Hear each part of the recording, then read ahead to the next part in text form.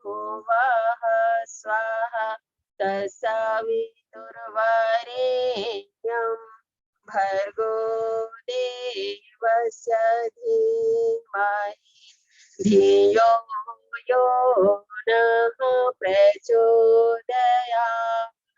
ॐ खण्डमण्डलाकारं व्याप्तं येन चराचरं तत्पदं दर्शितं येन तस्मै श्रीगुरुवे नमः। ॐ मायातु वरदे देवी दयच्छरे ब्रह्मवादिनी गायत्री छन्दसां मातः नमोस्तु ते। आदरणीय कुंती जी को मेरा प्रणाम, और जितने भी हमारे भाई बहन जो इस दर पर जुड़े हुए हैं, चाहे वो बिलासपुर के हो, मुंगेली के हो, गौरेला, पिंडरा, मरवाही के हमारे सारे परिजन भाई बहन हैं, उन सबको हमारा प्रणाम और नमन वंदन करते हैं। और आज के उपजोन स्तरीय गोष्ठी में आप सभी भाई बहनों का स्वागत करते हैं, सम्मान करते हैं। जैसे कि भाई और बहनों, आप सबने गुरुदेव का एक वाक्य आप सबने सुना है। क्या सुना है?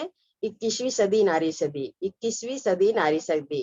तो आने वाला सदी किसका है? हमारी माताओं का है, हमारी बहनों का है, नारियों का है। 21वीं सदी नारी सदी। और हम किस सदी में अभी जी रहे हैं? 21वीं सदी में हम जी रहे हैं, है ना। तो आने वाला समय हमारी माताओं का होगा, बहनों का होगा।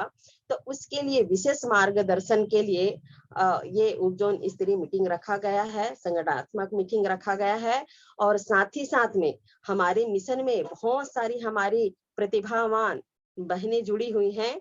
तो उनकी प्रतिभा को निखारने के लिए, उनका नियोजन करने के लिए और गुरुदेव के जो सपने हैं उनको साकार करने के लिए 21वीं सदी नारी सदी, 21वीं सदी उज्जवल भविष्य, इसको साथ में लेते हुए आज के विशेष गोष्ठी रखा गया है। तो आइए, आज हमारे बीच में परम सौभाग्य की बात है, हमारे बहुत सारे भाई बहन हमारे आदरणीय दीदी जी के बारे में जानते हैं, और कुछ लोग तो नए जुड़े हुए हैं। तो हम संक्षिप्त में हमारी आदरणीय दीदी जी का हम परिचय देना चाहेंगे। हमारे आदरणीय कुंती दीदी जी, है ना, बहुत सारे लोग उनको जानते हैं और उसको तो जानते ही होंगे भाई, है ना। उनका तो संपूर्ण जीवन जो है मिशन के कार्य के लिए समर्पित है। और आदरणीय कुंती दीदी जो है युवा प्रकोष्ठ, है ना, जितने युवा प्रकोष्ठ के जितने भी शिविर चलते हैं उन सबकी मुख्य प्रशिक्षिका है हमारी आदरणीय कुंती दीदी जी। और साथ ही साथ में जो प्रशिक्षण से संबंधित जो भी मार्गदर्शिका पुस्तिका है उनकी लेखिका भी है आदरणीय दीदी जी।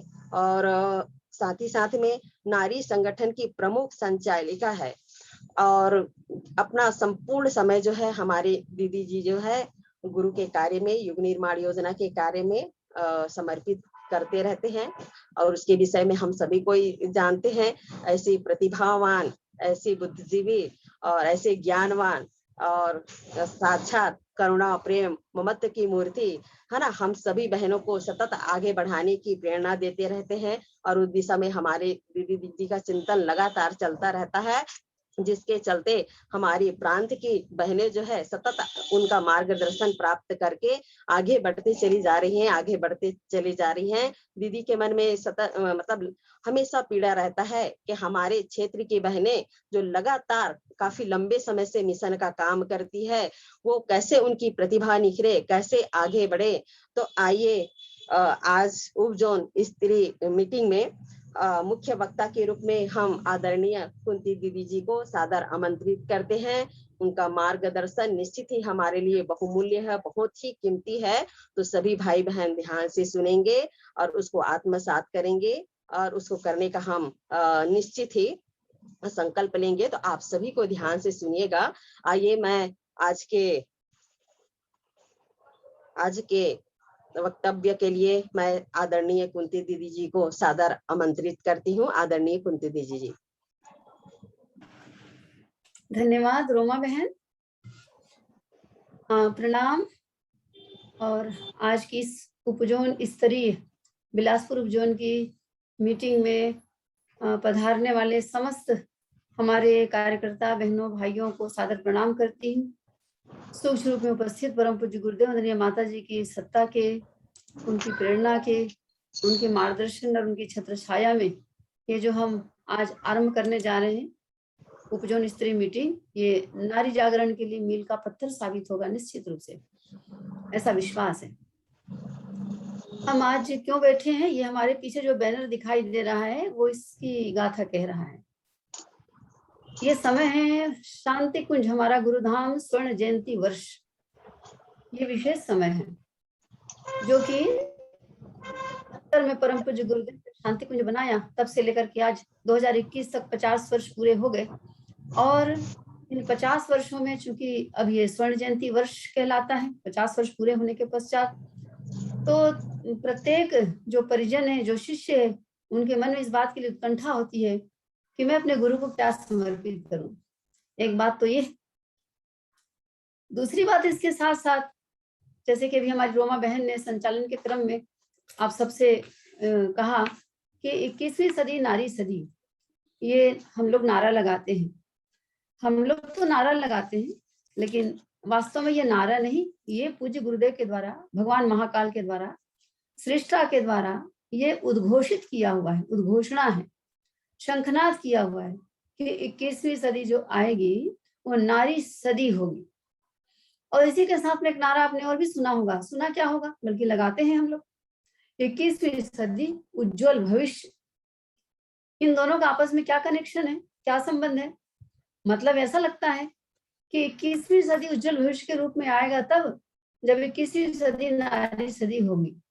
या ये कह लें कि नारी सदी और उज्जवल भविष्य ये दोनों आपस में जुड़े हुए तथ्य हैं। तो 21वीं सदी को नारी सदी का उद्घोष जो किया गया, उसे हम सब ने सुना है, पढ़ा है, बोला है, हम सब उसको लगाते आ रहे हैं। तो ये चिंतन का विषय है कि हम 21वीं सदी में प्रवेश किए, आज 21 वर्ष हो गए, इस विषय में हमने चिंतन किया है कि नहीं?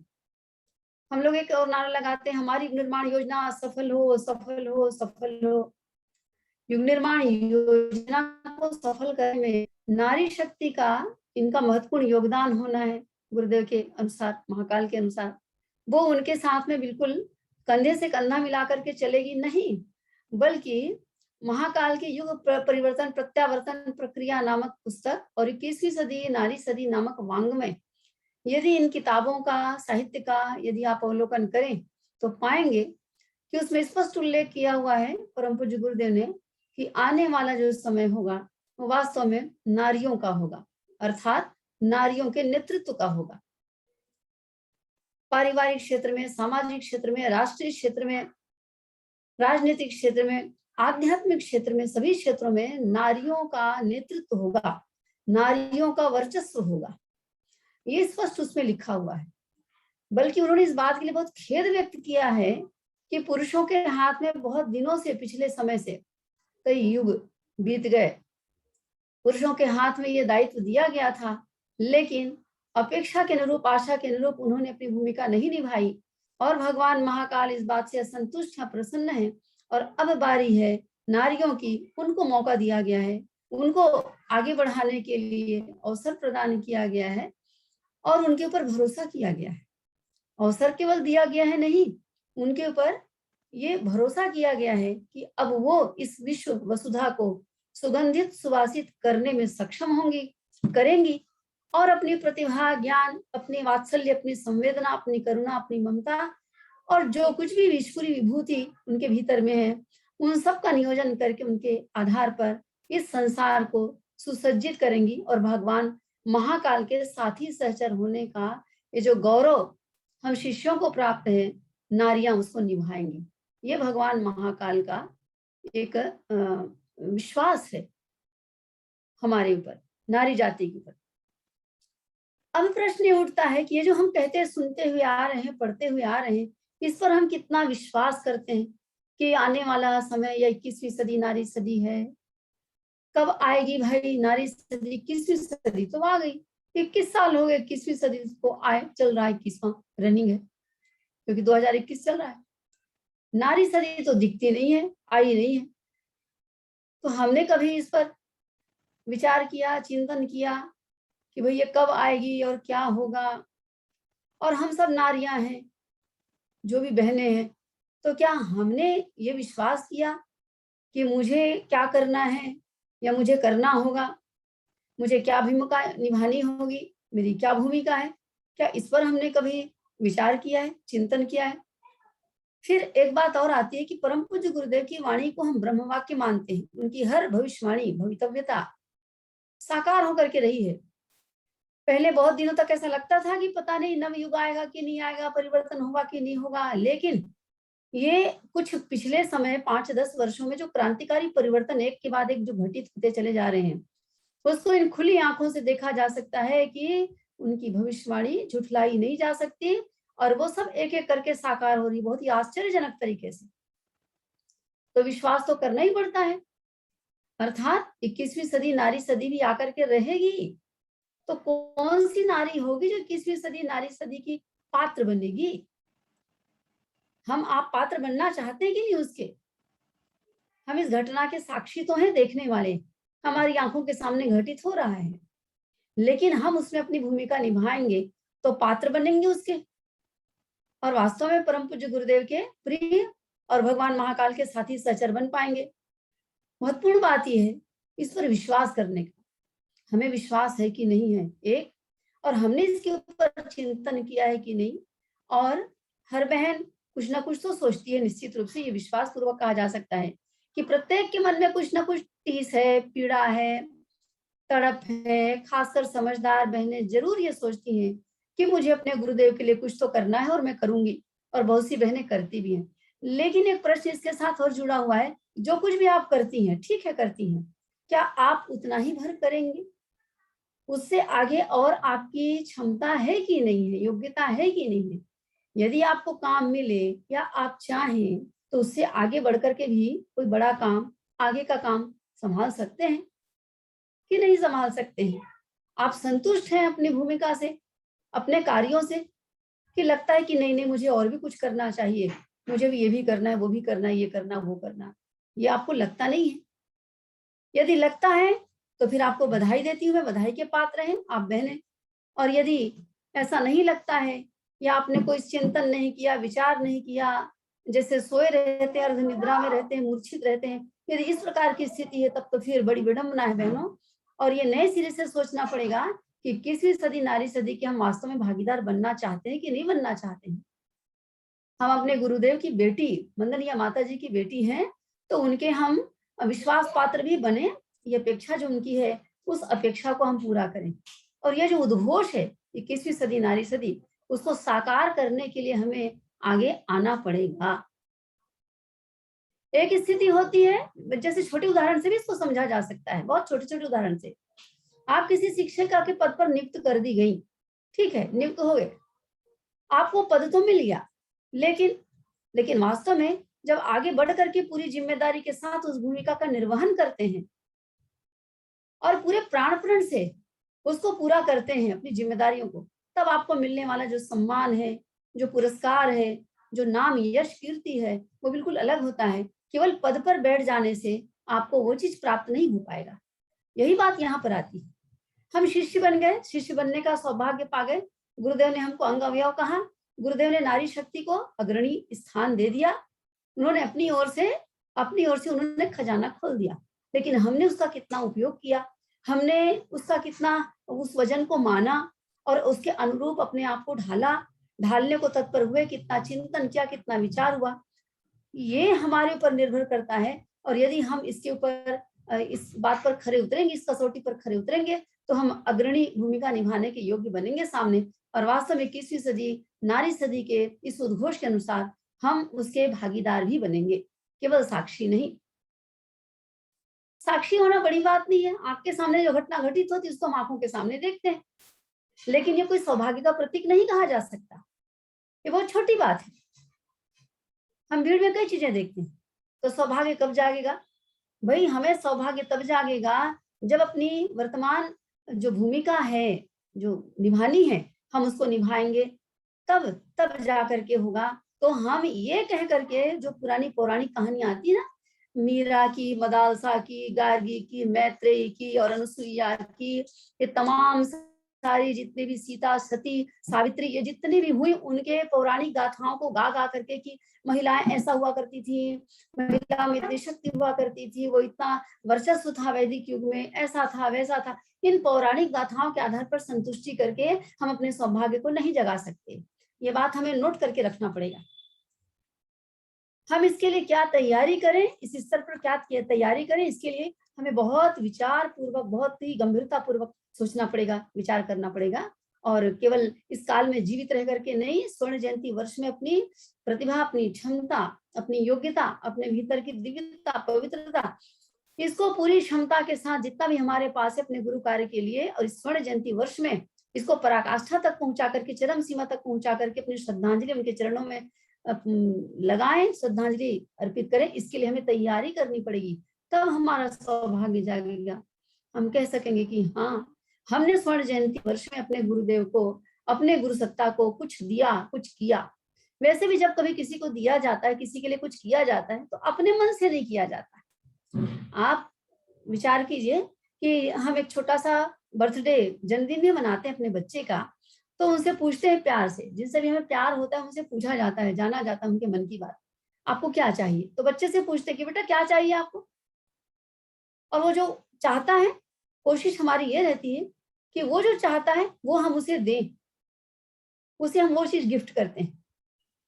तो परम पूज्य गुरुदेव को, वंदनीय माता जी को, ये जो स्वर्ण जयंती वर्ष है, उसमें हम उनको क्या दें?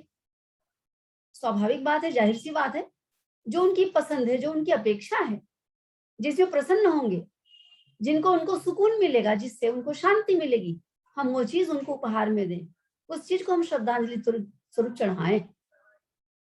ये हमारे लिए भी शिष्यत्व की कसौटी के दृष्टिकोण से उचित होगा, और ये हमारी भक्ति भी होगी इस तरीके से। और ये करने के लिए क्या करें? तो ये किसी का इंतजार नहीं करना, हमें स्थिति परिस्थिति को, अपने स्वयं की योग्यता क्षमता को देख करके स्वयं आगे आना है, बिना इंतजार किए। हम स्वयं, हमारी गुरुसत्ता और हम दोनों के बीच में तीसरा कोई मीडिएटर नहीं, कोई मध्यस्थता करने वाला नहीं। हम उनसे डायरेक्ट बात नहीं करें, उनसे संवाद करें, अपनी मजबूरी को बताएं, अपनी इच्छा को बताएं, जो हमारी अभिप्सा है, हमारी जो इच्छा है, जिज्ञासा है, हम जो करना चाहते हैं, अपनी बातें उनसे करें, उनसे मांगे, उनसे शक्ति मांगे, उनसे साहस मांगे, उनसे अपनी परिस्थितियों से कैसे हम तालमेल बिठा सके, कैसे काम कर सके, उसका हौसला उनसे मांगे। सब कुछ उनसे हम करें, कोई तीसरा मीडिएटर नहीं। और अपने भीतर में जो शक्ति है, योग्यता, उसको हम पहचाने, जाने। उन्होंने बहुत कुछ बताया, समझाया, सिखाया, और उसके आधार पर उठ करके हम खड़े हो जाएं पूरी क्षमता के साथ। परम पूज्य गुरुदेव ने आज से 50 साल पहले जब शांति कुंज आए, तो विशेष रूप से शांति कुंज आने के बाद विशेष रूप से वंदनीय माता जी के कंधे पर बड़ी बड़ी जिम्मेदारियां डाली उन्होंने, और वे हिमालय चले गए थे। परम पूज्य गुरुदेव की सारी जिम्मेदारी को वंदनीय माता जी अपने कंधों पर ले लिया। नारी जागरण का शंखनाद परम पूज्य गुरुदेव ने वंदनीय माता जी के नेतृत्व में उस समय से किया हुआ है। वो छोटी सी चिंगारी थी उस समय, और जो समझदार थे वो उसको अंगीकार करके आज बहुत आगे बढ़ गए। तो ये दावानल का रूप ले ली है, लेकिन आज हमारा क्षेत्र जो है ग्रामीण एरिया है, और शहरी एरिया भी, जिसमें हमारी बहुत प्रतिभा संपन्न बहनें, जो आर्थिक दृष्टिकोण से, ज्ञान के दृष्टिकोण से, प्रतिभा के दृष्टिकोण से संपन्न है, सक्षम है, उनके द्वारा वो काम अग्रणी बन करके नहीं किया जा रहा है, उस भूमिका में नहीं है, जिससे कि वास्तव में ये कहा जा सके कि हाँ, नारी जागरण हो गया। हम नारा भले लगा लें, नारियों जागो, और नारियां जाग गई, तो ये नारा, ये बेमानी हो जाता है एक तरह से। इसके लिए तैयारी की आवश्यकता है, और इस उद्घोषणा को पूरा करने के लिए, अपने आप को खड़ा करने के लिए ही, एक कह लीजिए साधन के रूप में या माध्यम के रूप में, बहाने के रूप में, इस स्वर्ण जयंती भी आधम का। और अब हमें इन 50 वर्षों में जो नारी की स्थिति होनी थी वो नहीं हुई है, उस पर हमें ध्यान केंद्रित करना पड़ेगा। नेतृत्व जो नहीं हो पाया, अब नेतृत्व हो, उसके लिए हमें आगे बढ़ करके आना पड़ेगा। तो गुरुदेव ने जो कहा है उसको हम साकार करके दिखाएंगे, और अब हम पीछे नहीं रहेंगे। और इसलिए हम क्या करेंगे, इसका तात्पर्य है कि इसलिए हम क्या करेंगे, तो हम नारी जागरण का अर्थ समझें, नारी जागरण आंदोलन जो गुरुदेव ने बनाया, हम उसका अर्थ समझें, और उसका अर्थ समझ करके उसी भूमिका में आए।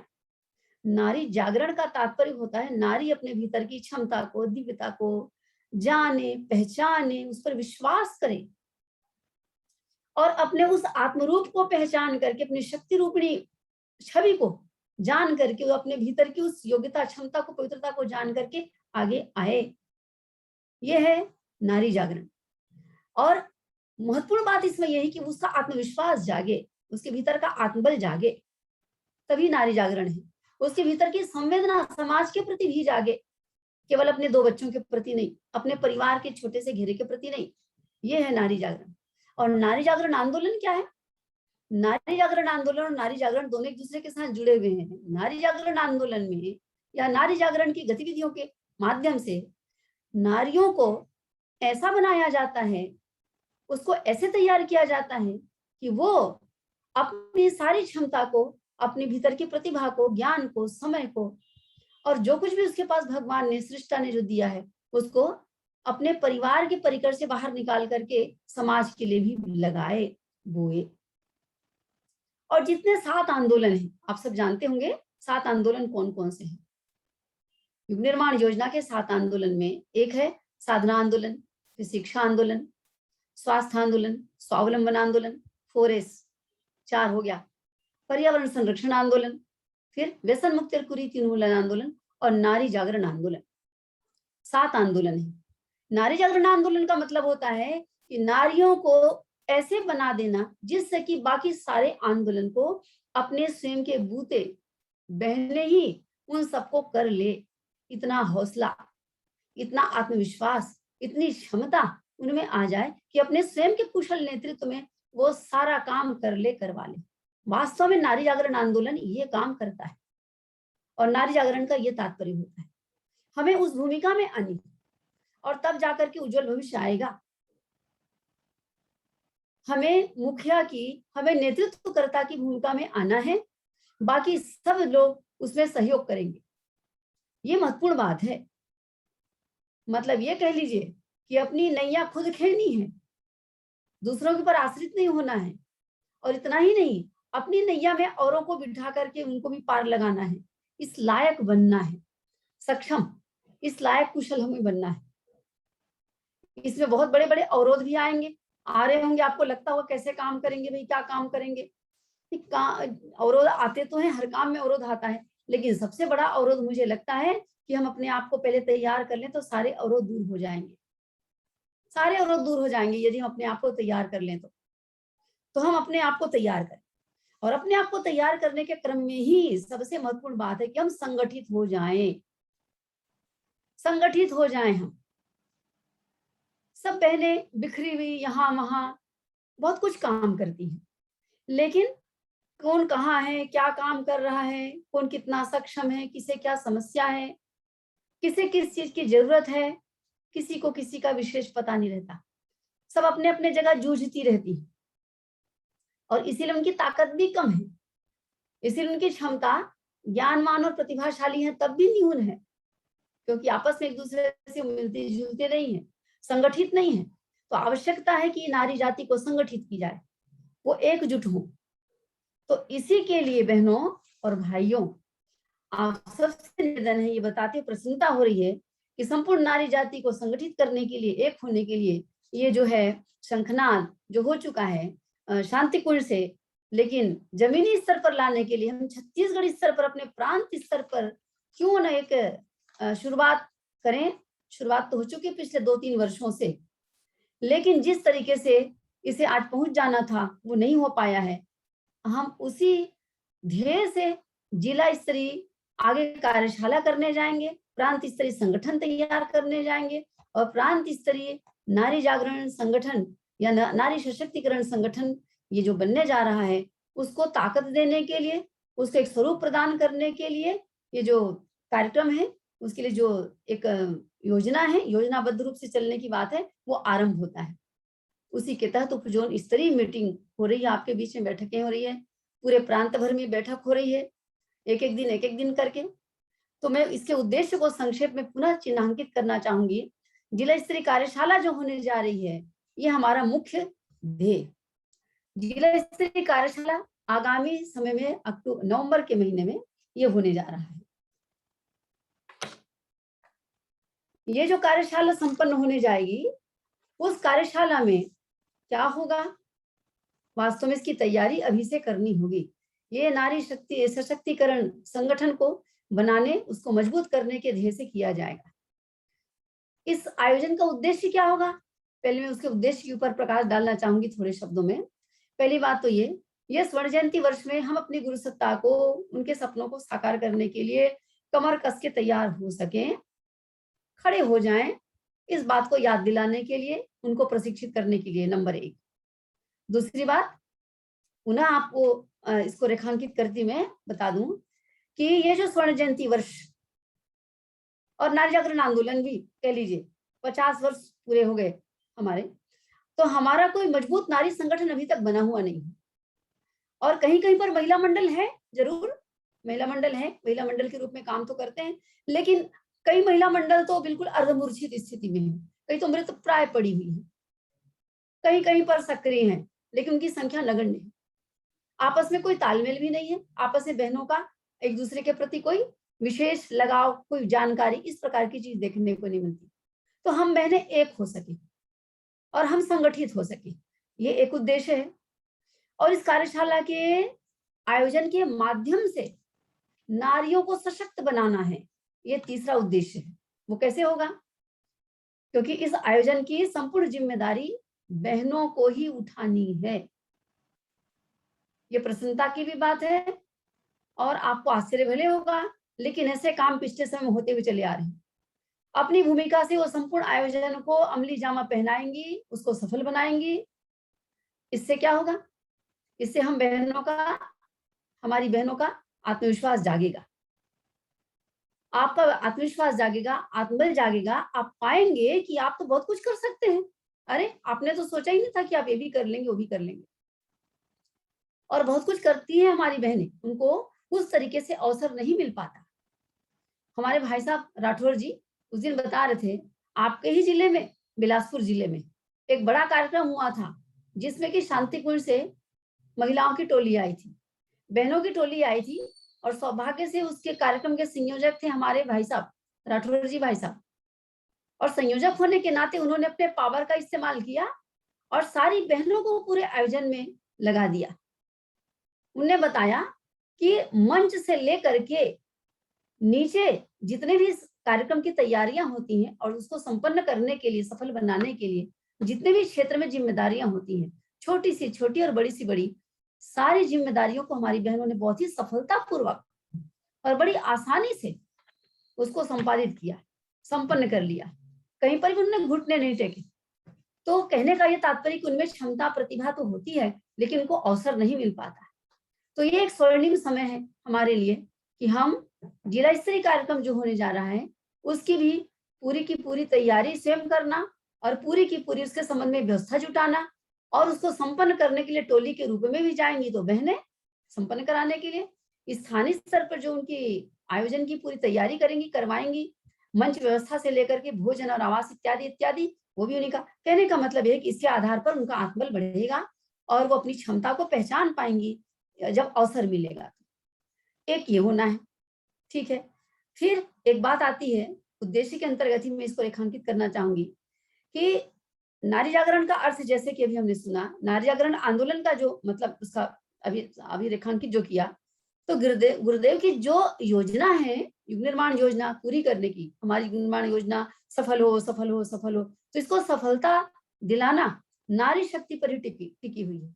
आप देखिए जितने भी कार्यक्रम होते हैं उसमें 50% नहीं, 80% उपस्थिति नारियों की होती है, बल्कि कहीं कहीं पर उससे भी ज्यादा होती है। हमारे भाइयों की संख्या नगण्य होती है, और चूंकि उपस्थिति उनकी अधिक होती है, तो जब उपस्थिति अधिक होती है तो जिम्मेदारी भी उनकी अधिक होनी चाहिए। यदि उनको जिम्मेदारी मिलेगी तो निश्चित रूप से उसको निभा सकेंगी। और ये जो नया युग आएगा, ये हम पढ़ते हैं, रट्टू तोता की तरह हम नारा लगाते हैं, नया युग आएगा, हम बदलेंगे, युग बदलेगा। तो ये जो परिवर्तन की बात होती है, युग परिवर्तन की बात होती है, ये परिवर्तन तब तक नहीं होने वाला है जब तक नारियों में परिवर्तन नहीं होगा, नारियों का वर्चस्व नहीं जागेगा। तो नारी में जब क्रांतिकारी परिवर्तन आएगा, तभी समाज में क्रांतिकारी परिवर्तन आएंगे या क्रांतियां घटित होगी, ये भी बात स्पष्ट है। और इसलिए हम छत्तीसगढ़ प्रदेश में प्रांत स्तर पर संगठन खड़ा करना चाहते हैं। प्रत्यक्ष रूप से, अप्रत्यक्ष रूप से छोटे मोटे संगठन तो चल रहे हैं, लेकिन प्रांत स्तर पर संगठन खड़ा करना चाहते हैं, जिसके लिए कई वर्षों से प्रयासरत हैं। अब पृष्ठभूमि पूरे 1.5 वर्षों में लगभग बहुत अच्छे तरीके से तैयार हो गई है। इस कोरोना काल में ऑनलाइन कार्यक्रम के माध्यम से भी बहुत कुछ किया गया है, जिससे पृष्ठभूमि पूरी तरह से तैयार हो गई है। तो क्यों ना हम अब पूरी महिलाएं एकजुट होकर के गुरुदेव के को ये जो नारी संगठन बना करके ये जो गुलदस्ता है, शानदार गुलदस्ता, ये भेंट किया जाए। जब नारी संगठन बनेगा तो संगठन के आधार पर फिर कार्य भी होंगे। अगर नारी जागेगी, संगठित हो जाएगी, तो निश्चित रूप से निर्माण योजना का 80% कार्य जो है वो ऐसे पूरा हो जाएगा, निश्चित रूप से पूरा हो जाएगा। तो कार्यशाला, जिला स्तरीय कार्यशाला जो होने जा रही है आगे जाकर के, जो प्रत्येक जिले में होगी, आप सबके जिले में होगी, तो वो 2 दिन का रहेगा, आवासीय व्यवस्था रहेगी। 2 दिवसीय ये जो कार्यशाला होगी, उसके साथ 1 वर्षीय कार्य योजना बनेगी। उस पर केवल चर्चा नहीं होगी, यथासंभव व्यवहारिक योजना बनेगी, उसका प्रशिक्षण होगा, शिक्षण होगा। कार्यशाला का मतलब काम कैसे करें, उसके संबंध में चर्चा मशविरा, उसके संबंध में एक मार्गदर्शन होगा, और नए नए कार्य करने के आपको अवसर मिलेंगे। आपको सूझेगा कि मैं क्या कर सकती हूँ। कई बार ऐसा होता है कि हम तैयार तो रहते हैं काम करने के लिए, लेकिन सूझ नहीं पड़ता कि हम क्या काम करें क्या ना करें। तो ये सूझ पड़ेगा और अपनी पात्रता को विकसित करने का भी मौका मिलेगा। सामूहिकता का मतलब हम समझ पाएंगे, संघ का महत्व समझ पाएंगे। इन सारे उद्देश्यों को ध्यान में रख करके ये कार्यशाला, जो जिला स्तरीय कार्यशाला होनी है, वो उसकी योजना बनी हुई है। और इसके संबंध में आज हम विशेष रूप से प्रकाश डालना चाहेंगे कि भाई भगवान महाकाल परम पूज्य गुरुदेव, उनकी अपेक्षा पूरी हो। ये हमें एक महत्वपूर्ण अवसर प्राप्त हुआ है इस रूप में कि हम उनको पूरा कर सकें। ये सौभाग्य, ये अवसर मिला है। सौभाग्य भी सबके पास है, अवसर भी सबको मिलता है, लेकिन ये बड़ी बात नहीं है। कोई उसे पहचान पाता है, लेकिन कोई उसकी उपेक्षा कर देता है। देखने में आता है, जिसको पहचान पाएगा अपना सौभाग्य जगाएगा। और सौभाग्य को जगाने की विधि क्या है? अपनी पात्रता को विकसित करना। अपनी पात्रता को विकसित करें, पात्रता को अर्जित करें, विवेकशीलता जगाएं, अपने साधना का स्तर बढ़ाएं, और तब जाकर के ये पात्रता विकसित होगी। हम हताश निराश होने के बजाय आए, उठ करके खड़े हो जाएं, तो निश्चित रूप से ये बात बन जाएगी। जिला स्तरीय जो कार्यशाला होने जा रही है, उसकी संपूर्ण कार्य योजना जो है, वास्तव में ये इसका एक टाइम टेबल होगा जो बाद में आपको बता दिया जाएगा। प्रथम दिन 10 बजे शुरू होगा, अधिकतम 11 बजे आवासीय रहेगा, वही रात्रि विश्राम होगा। और समय पर भोजन अवकाश, समय पर प्रज्ञा पेय अवकाश, रात में 8 बजे तक क्लास चलेगी। प्रवचन भाषण नहीं, शिक्षण प्रशिक्षण होगा। रात्रि में भोजन के पश्चात विश्राम होगा, अनौपचारिक चर्चा वार्ताएं भी होंगी। और प्रातःकाल दूसरे दिन पुनः 6 बजे कक्षा शुरू हो जाएगी योग की। 1 घंटा योग की कक्षा होने के पश्चात 7 से 8 बजे जलपान होगा। जलपान होने के पश्चात जैसे अन्य रचनात्मक शिविर होते हैं, 8 बजे हमारी विधिवत कक्षा आरंभ हो जाएगी। दोपहर में 1 बजे लगभग 1 बजे तक, 2 बजे तक क्लास हमारी चलेगी। 1 बजे तक क्लास चलेगी, 2 बजे तक क्लास चलेगी। और उसी समय 1 बजे के पश्चात जब क्लास खत्म होगी, तब फिर उसके बाद में फिर भोजन और फिर समापन हो जाएगा। समापन समारोह होगा बाकायदा।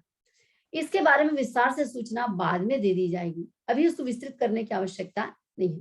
तो स्वर्ण जयंती वर्ष के उपलक्ष्य में हम प्रांत के स्तर पर संगठित होने वाले हैं, और इसमें जिम्मेदारी क्या क्या होगी बहनों की, वो क्या क्या करेंगी, इसकी तैयारी किस तरीके से करनी है।